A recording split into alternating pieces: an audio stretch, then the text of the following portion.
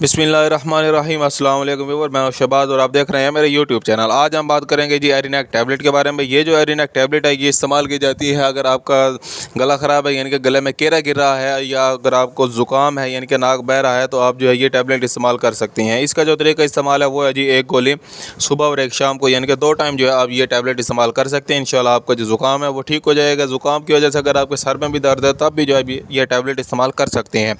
इसके अलावा इसकी जो कंपनी की अगर हम बात करें, इसकी जो कंपनी है वो है जी एबट। ये जो एबट कंपनी है एक मल्टीनेशनल कंपनी है, यानी कि मल्टीनेशनल का मतलब ये होता है ये जो टैबलेट है इसे यानी कि इस कंपनी की जो है और जो प्रोडक्ट हैं या ये भी प्रोडक्ट जो है जिस पर आज हम बात कर रहे हैं ये आपको आउट ऑफ कंट्री भी मिल जाएंगे। जी हाँ व्यूअर, ये जो इसकी जो कीमत है वो कोई भी इतनी ज़्यादा नहीं है, थोड़ी सी इसकी कीमत है, 4 से 5 रुपये एक गोली की कीमत है, जो कि आपको हर मेडिकल स्टोर से आसानी से मिल जाएगी।